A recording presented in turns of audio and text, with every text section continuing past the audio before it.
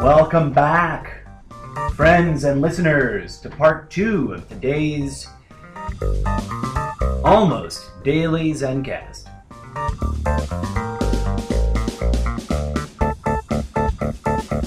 Produced by the Collaborative Theater Artists Group Studio. I think that's what my little pretend studio company is called. C-Tag Studios.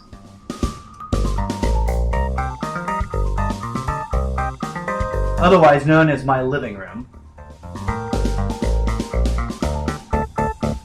I'm your host, the incorrigible Mr. Zeppo.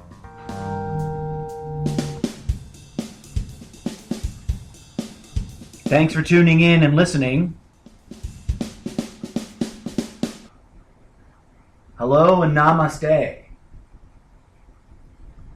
Let's get started.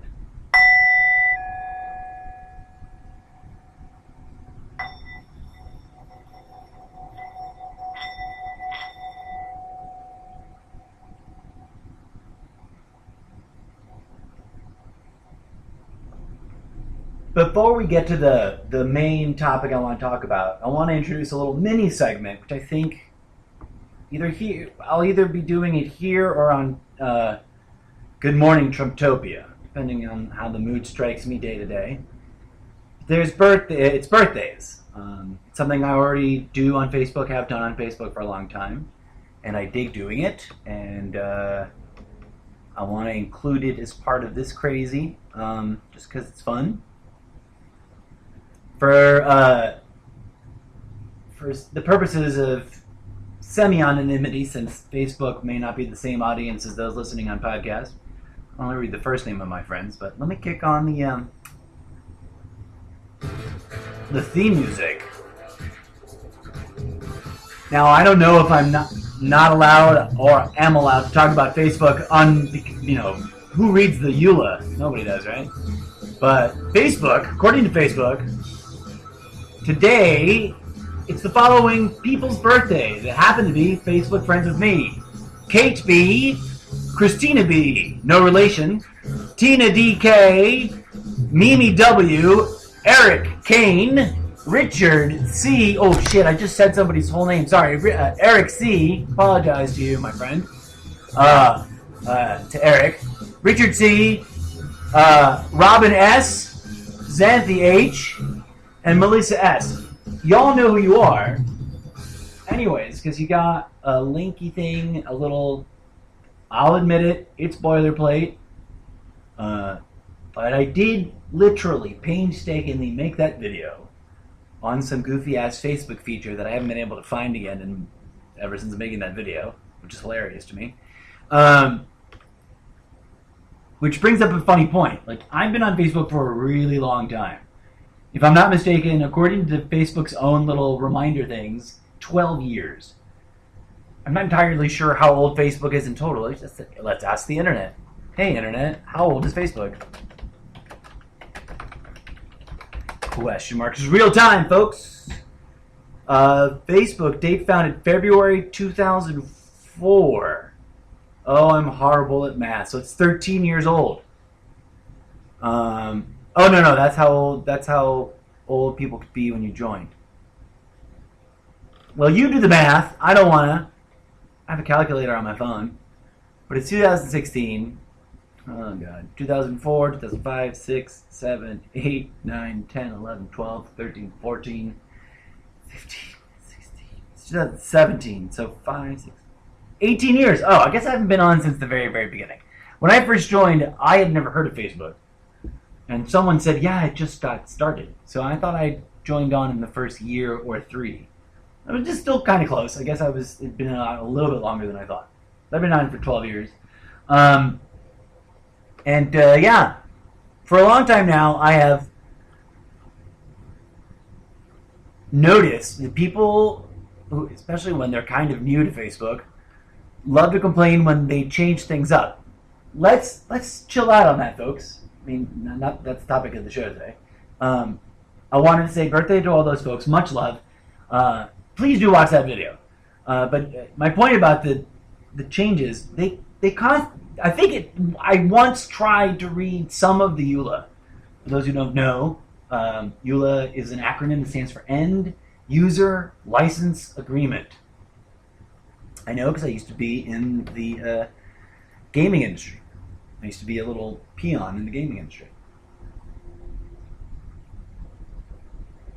By the way, if you can ever get yourself a job, quality assurance testing in video game.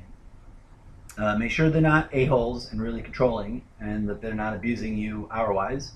And it's a pretty sweet gig. It doesn't pay the best anymore. It used to pay better, relatively speaking. Anyways, I digress as far back as I can. Yeah, Facebook changes all the time. I think I tried to read the end user license agreement once a very long time ago, about 11 and a half years ago. And somewhere it says there that it's going to periodically change every 6 to 9 months, once a year, basically. And they do rolling sort of rollouts, sort of roving rollouts. So it's even, and they do little mini. They got to keep all those programmers and stuff busy, right? Less complaining and more just moving on with your life when that happens is my suggestion. That's the Zen approach. So why does meditation matter? That's the subject of today's episode, and I rambled at length, and I came up with an analogy. We can keep letting the hashtags, whatever the hashtag might be, insert your favorite hashtag here, label. Let's zoom out, because it's not about, I'm not trying to denigrate or dismiss or insult movements. But let's be clear. Our experience here on Earth is confusing and crazy, and I assure you that if you pay enough attention to yourself, your own phenomena, your experience, your body as an instrument, as your vessel, as you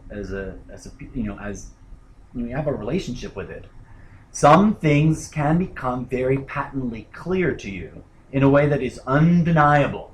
Okay? I'm talking about personal experience. That's why I'm always promoting, advising people to look within. In fact, if you happen to be on Facebook and you've never visited my Facebook page, go check it out. My header, my cover photo is a meme that I made. Somebody's image. Don't have a sorry artist. No disrespect, but we're post-meme era. I'm not making any money off of it anyways, but it says look within. When you open it up and scroll in, it's a pretty picture. Look within, the revolution is inside of you. And at the risk of sounding redundant, my main profile picture on Facebook, this is my personal page, by the way, not my Mr. Zeppo page. But they're interrelated, so if you look up one, you can find the other. The other one's a little like rainbow revolutionary guy with a gas mask. Look within, the revolution is in your mind. Ideology, whatever kind of ideology, religion, politics, movements, your own identity, your history, whether you like it or not, whether you believe it or not, to one degree or another, influences your perceptions and thus creates an echo chamber of reassuring your belief system, which is difficult to break out of. But it's not impossible.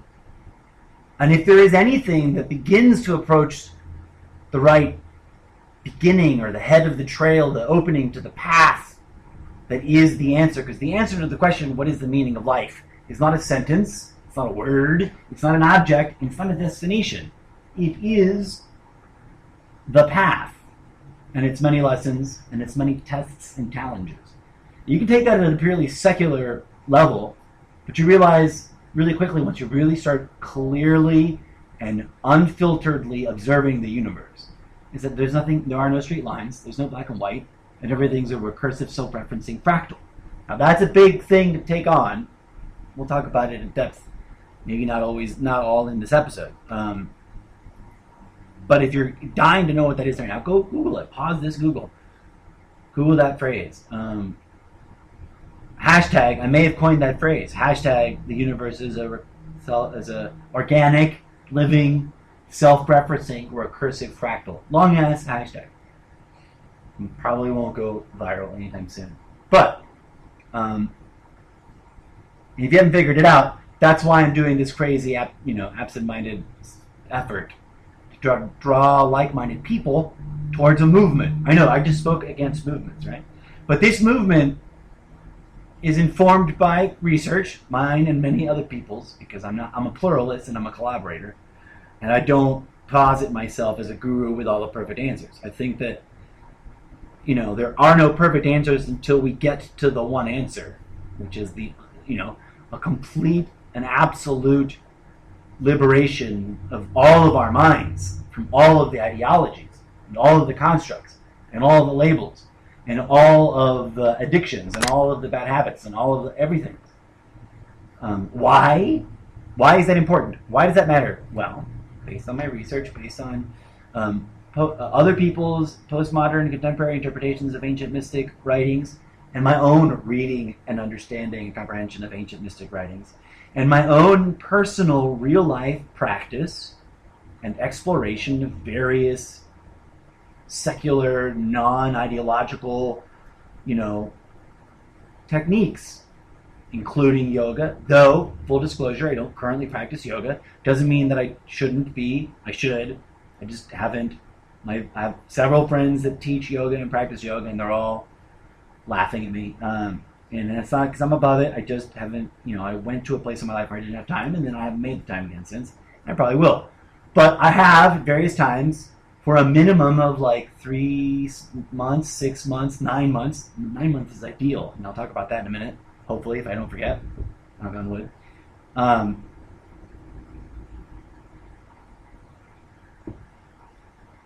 Whatever you believe, I think we can agree on the statement that habits are hard to break, right? If you've ever been addicted to smoking, now you can go, oh, well, habits are different from addictions. Okay, well, if you ever had a silly, dumb habit that you can't qualify as an addiction, they're hard to break, right? Here's why. You don't need to believe in spirituality, but this applies at the material level, at the mental level, at the energetic level, and other levels that may or may not exist. That I suggest to you with further discussion, I will suggest you in the future, do exist. When we do something at the very primal level, because single cellular organisms are known to do this, it's not wild, crazy, hippy-dippy shit, it's a science here. There's the pleasure and pain, like the pleasure response, pain avoidance response. All living organisms, whether they have a brain or they do not have a brain, seek things that are categorically pleasurable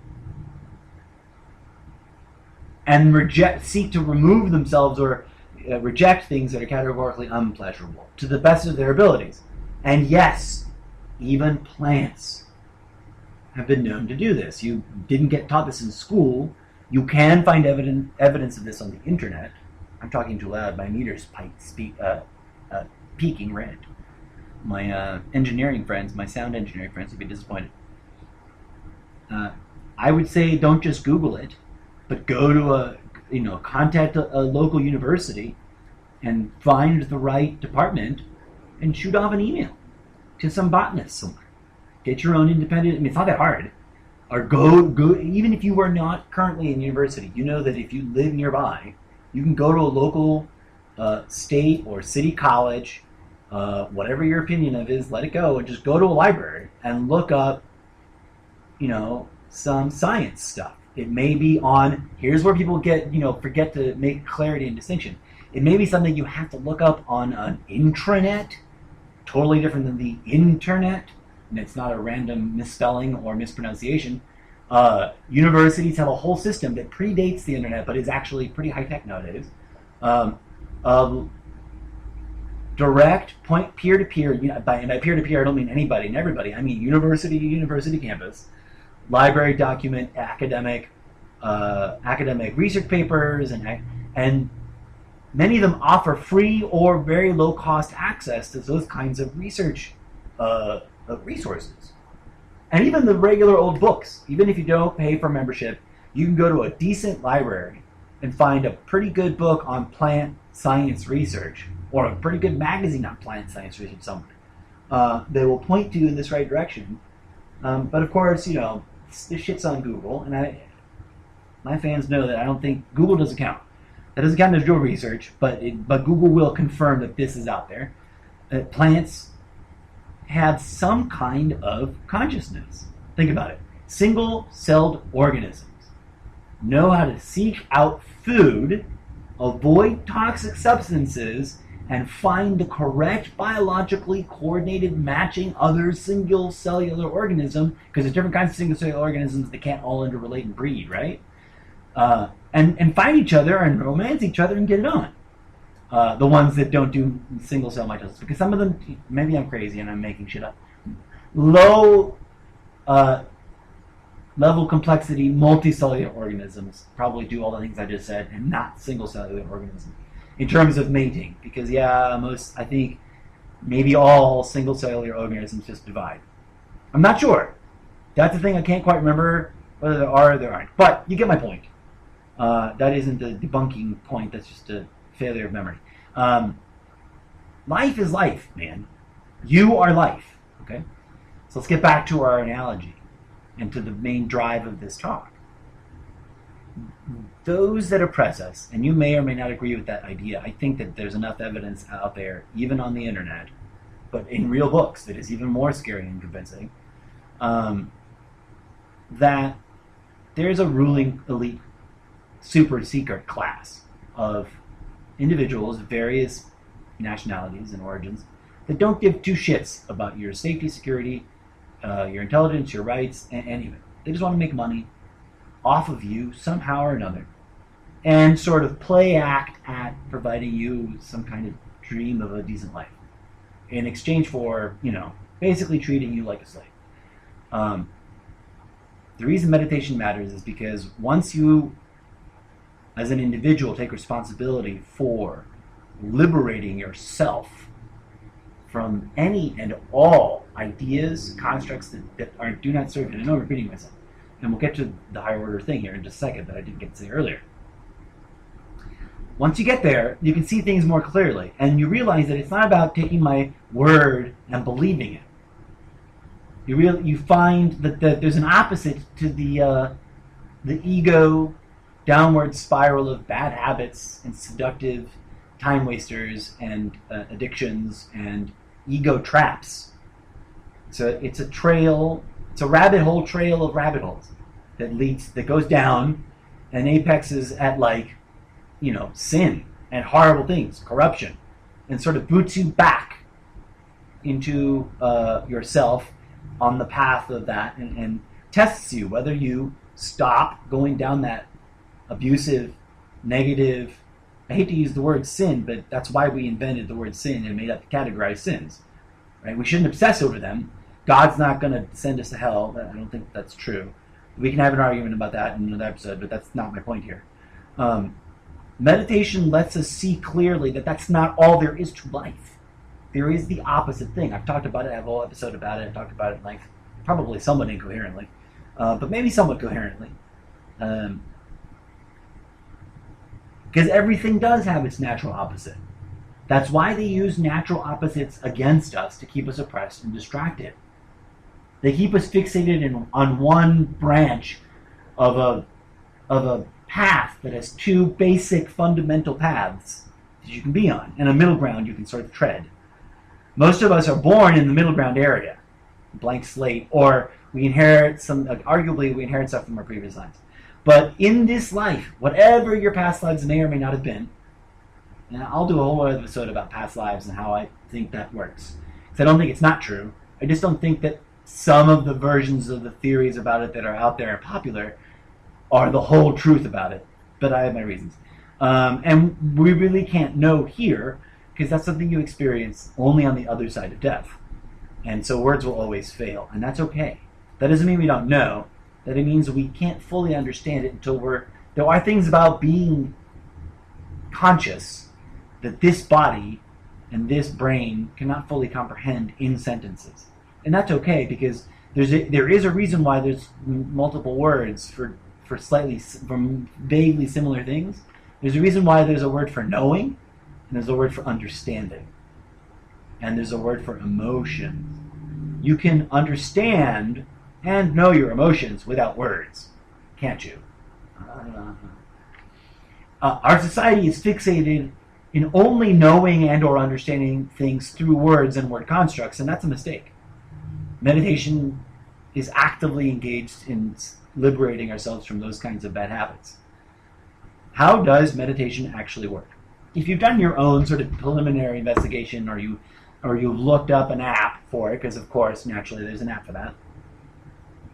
You've probably heard that it's about breathing, it's about letting go, you've heard all the catchphrases. If you haven't, here are the catchphrases. It's about letting go, it's about breathing, it's about being present, it's being in the moment, in the now, in the flow, about relaxing. And there's a lot of different people's approaches to meditation. Now, contemporary, people being very creative, and I applaud. If you want my personal opinion on what the tool I just pointed out, there's a couple of really great meditation apps. I strongly recommend and personally use Insight Timer. I've also used One Giant Mind. I sort of liked and also disliked that one. Currently don't use it because I'm just deeply engaged in using Insight Timer. But I have no negative things to say about One Giant Mind. It's very structured and formal, and I appreciated its approach. And I knew that it was probably good for me to do, and I probably will make time to do it someday. And I needed room on my device. And so that's the most I can say about why I uninstalled it. And there's many others out there. In fact, let's be fun and cool and trendy and hipstery and go on. By the way, I'm not product promoting. Well, this is happening live. This might be worth... Oh, no, okay, that's a different thing. I'm not going to comment on that. Some things on Facebook I want to talk about on my podcast. Some things on Facebook I don't, because it's not my business. And I just saw a notification, and I was like, what are we talking about? What was I going to... Oh, yeah, meditation. Meditation on the Play Store. I have an LG, like, year and a half old, 2 years old phone. I can't remember what it's called. LG G5, I think. Meditation apps. So this is not an endorsement. No one's paying me to do this. This is just the device and the stuff that I use. You all understand. And I'm giving a review. My overall sort of like market review. At the top, the advertisement, there's Headspace Guide to Meditations, which I've not tried. I may try. Oh, there's no wish list feature, but it's the advertised one. And then there's Luminosity Braid Training. My sister likes it, but doesn't like the paywall and thinks it costs too much. And I agree, and I probably should use it, but I haven't made the time. Oh, there's some new ones.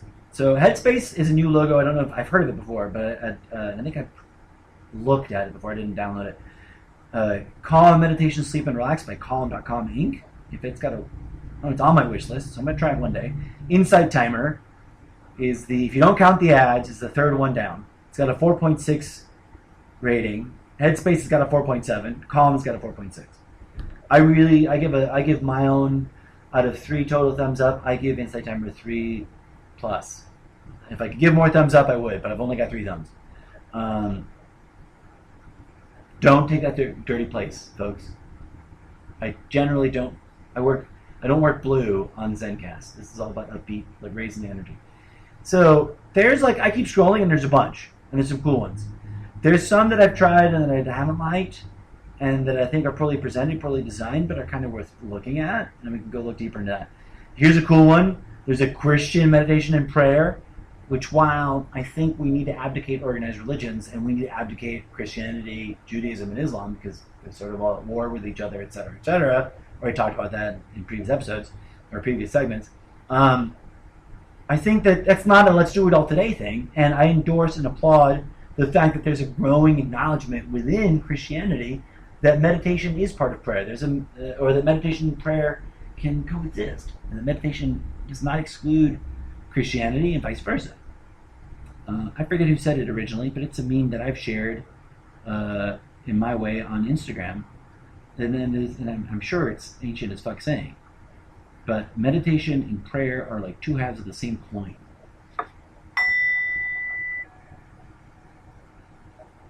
Let's honor that. Let's honor that by taking a quick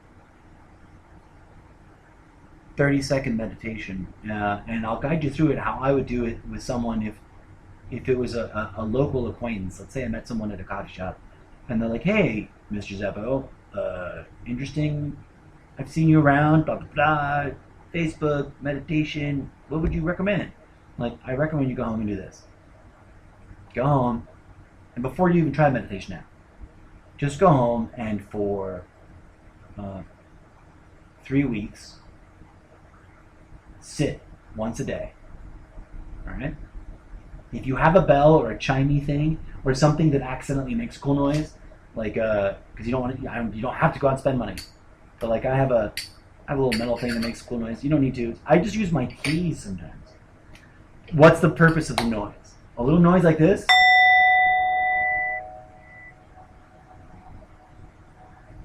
Full disclosure, that's a store-bought meditation bell that's in the style of traditional Tibetan singing bowls or other Asian singing bowl styles. I can't assert whether it's sort of commercially produced, maybe even sort of like a machined metal or not. It looks machined to me, but I don't want to insult whoever did produce this. I have horrible memory, and I don't right this second. I didn't even think about talking about it. Remember the store that I got it at, but it's mall bought. It's under $50, so it sounds okay and it's pretty and it functions. What's the function? What I'm trying to point out is it doesn't have to be anything expensive. I use my keys when I'm out about and doing stuff, and I want to get into a meditative trance. The noise is to just draw all of your focus and attention to one little place, one thing. And the auditory punctuation is simple, right? So, I would say get something like that. And if you don't have that, clap your hands or just go Om, really short and simple. And then bring all of your attention to your breathing and start with 3, and then later on you're gonna step it up. And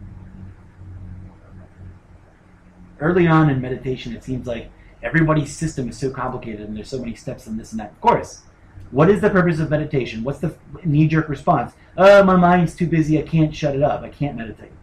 That's why we give you silly, busy work to do in your head, to silence the mind. What are the benefits to silence the mind? Many. We can get lost in that, but I'm already through 2/3 of my time. Why is breathing the first thing we want to draw your attention to? And why so much meditation is about breath? I'll tell you what. What's the first thing you do when you're born? You transition from a being alive and not breathing air because you're in your mother's womb and in your placentia, and you're being born, which is magical, right? You don't have to believe in all caps magic. You don't even have to believe in capital M magic. For those who don't know, that's the way I categorize, certain, words that have levels of phenomena. You can, there's democracy, lowercase democracy, and then there's, I'm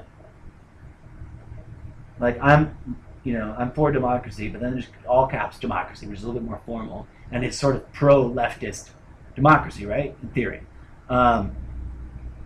Because the GOP is a party that represents more of a republic, a democratic republic, but they're more republic. Anyways, rabbit hole.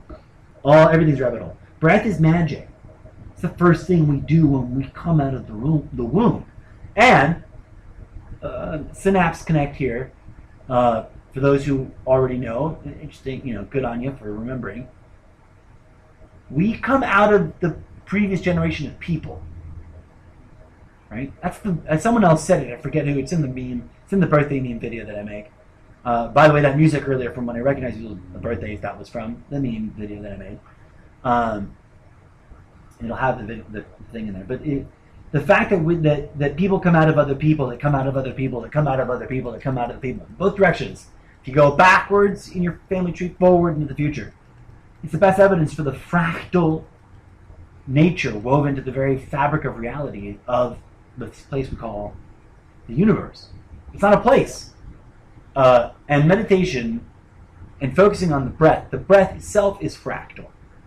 Our lungs themselves are fractal lungs. The busy work, whichever brand of busy work you get, whether you're reciting a mantra like Om Shanti Metta Shanti Om Namaste or Om Padme or the Kundalini activation. There's a bunch of different ones you can do.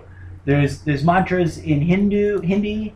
There's mantras in Sanskrit. There's mantras in English. There's mantras for Christians. There's mantras for everybody, right? What is the dynamic function of the mantra?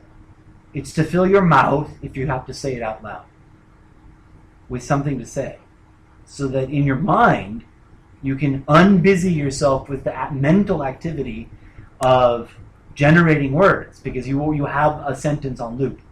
A sentence which also, especially, this is more true, this is always true no matter what language it's in, whether it's English or not, whether it's your native tongue or not. But it's slightly more true of some of the older ones that are singy-songy. Some of the older languages that are like Abrahamic era and pre-Abrahamic era have this deep truth to them. They have a relationship to an epic bygone era long before when we understood that vibration is one of the key ingredients to comprehending the universe, to experiencing the universe. And like I was saying, prayer and meditation are two sides of the same coin. And that coin is made of vibration. Everything is made of vibration. E equals MC squared, folks. And the universe at all levels operates on frequency. And so these mantras, especially the ones that are sung, even if you don't understand them as a postmodern practitioner, because they're in a language that you did not grow up learning, and that you may or may not have the energy or the effort, the mental focus to learn, they were designed with frequency. In fact, one of the craziest theories I've ever heard, and forgive me, I'm not getting into the actual meditation, but one of the crazy, I want to talk about this, Stan Tenen. His videos tend to disappear from YouTube and then tend to crop back up again, but look him up. He used to have an institute. He may still have an institute.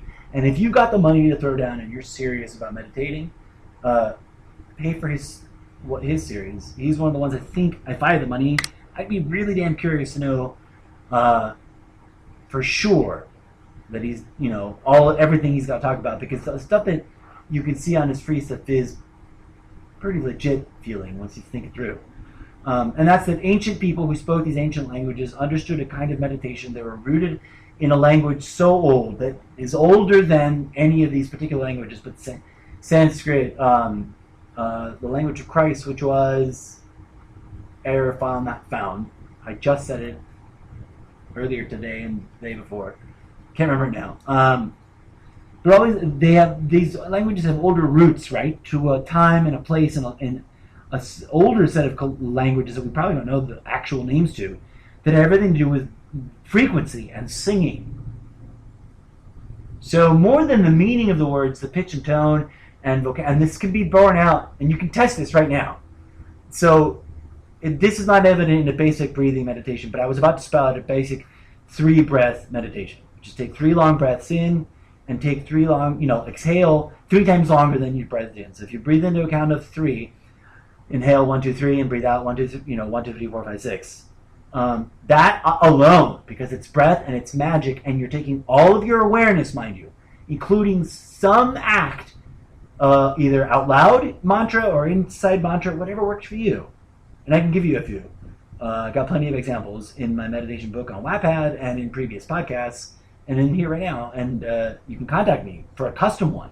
I have a knack, and if I may humbly suggest, I think it's my calling in life, to give people custom tailored mantras. The way some people give the best massages that really fucking heal you, not just your muscles, but your emotions too. You ever walk out of a chiropractic office or a massage office, or a friend giving you a massage who's, just really keen? I believe in that sort of stuff. I don't just believe in it. I personally assert to you that I have experienced it phenomenologically too many times to not be forced to say that I know it to be a true thing in the world, as organic as plants move their petals towards the sun. We just don't do it very often, and our general society, denies it, throws that baby out with the bathwater. So meditation, 2 sides of the same coin. Prayer works because our thoughts and emotions are intention. So if you pray for something, there's various cultures about the etiquette of how to pray. The truth of the matter is that it works when it works, and it doesn't work when it doesn't work. And I'll let you in on a secret. Especially if you've been attracted to spirituality from a secular sort of non-tradition, like I don't know anything about spirituality, I don't know anything about religion place. It almost doesn't matter how you pray, as long as your intent is clear, honest, genuine, and true, and you're not praying, asking for something that satiates your ego or feeds your ego or is based in an ego desire. That's the key, yo. The rest of it, of course, is just cultural nonsense. Some of it great, some of it not so great. I prefer to if you're going to go for cultural window dressing about prayer or meditation, I say go old school. And I say go tangible. Try it out. If it doesn't do anything, try it a few more times. Still doesn't do anything, don't do it.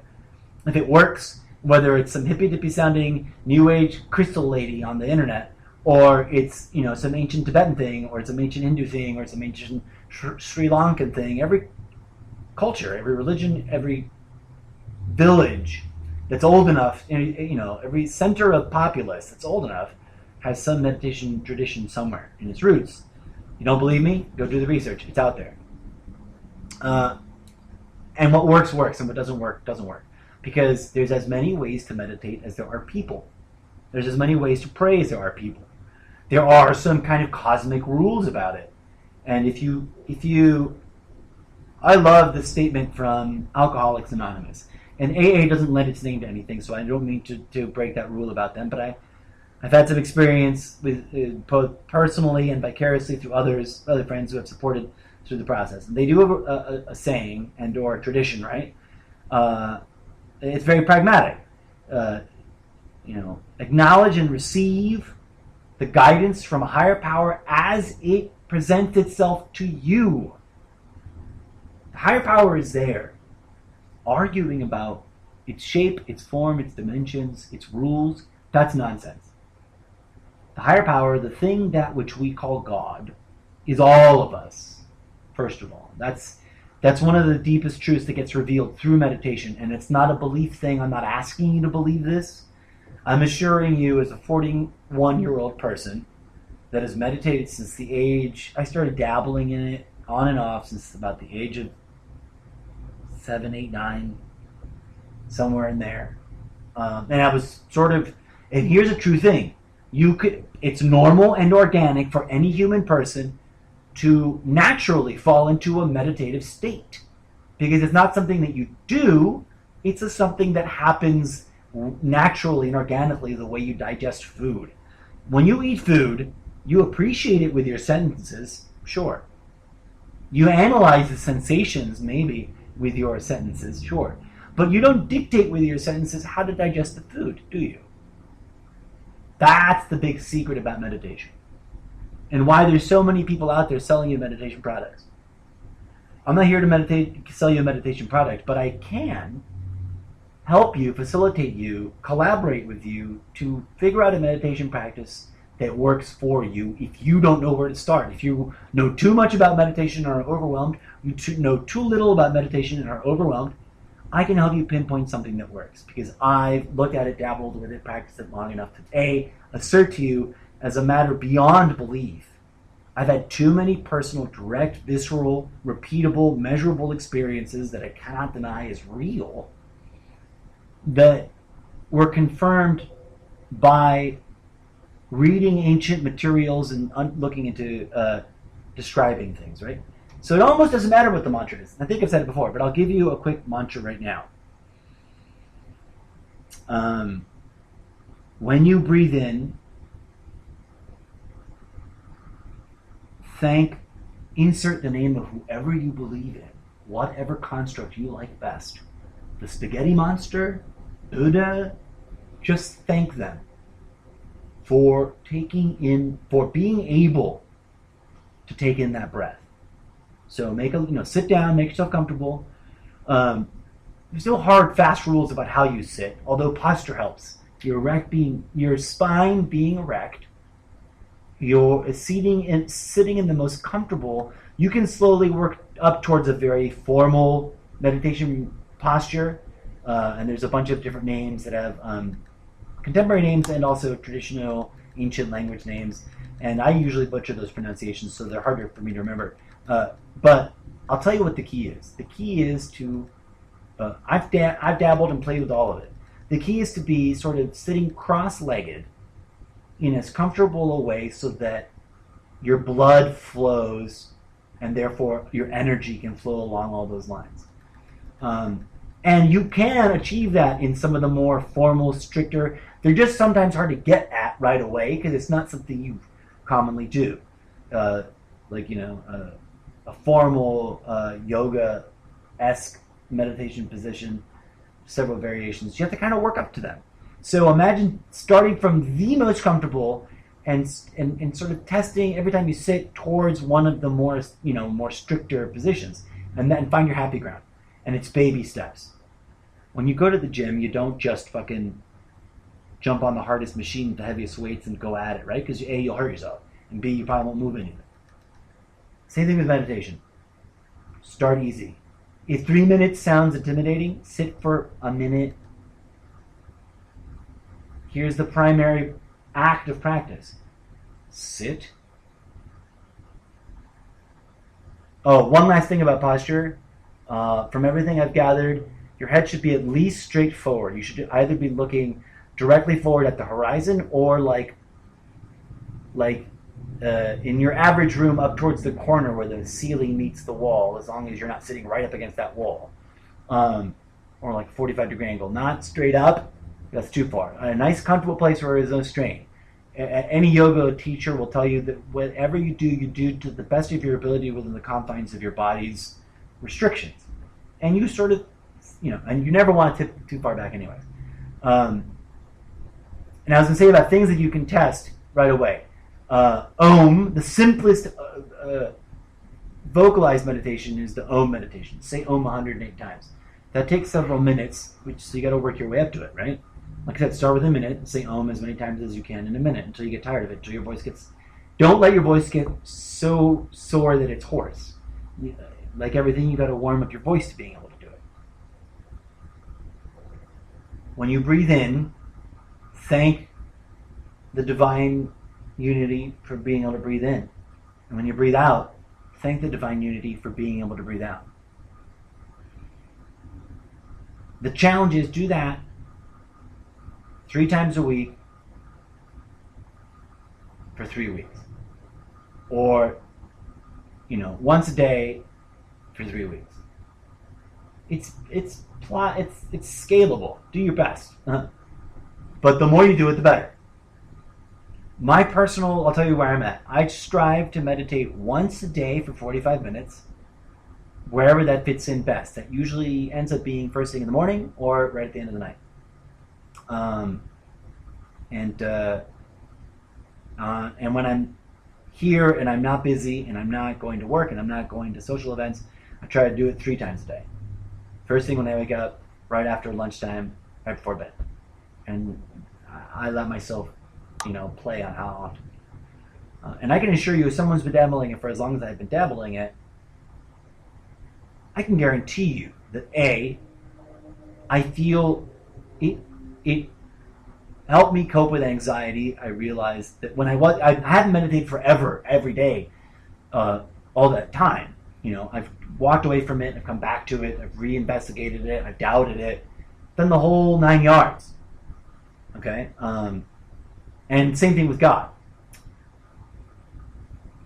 And it's come back really intensely. And it's helped me see past the politics. It's why I have the political opinion that I have. And it's helped me experience life, and it's confirmed for me. I'll talk in greater depth in an upcoming segment about some of the kind of phenomena. But I'll leave you with this to contemplate. The hardest part is, trying to silence it. And all the tools are about trying to achieve it, trying to silence that monkey box.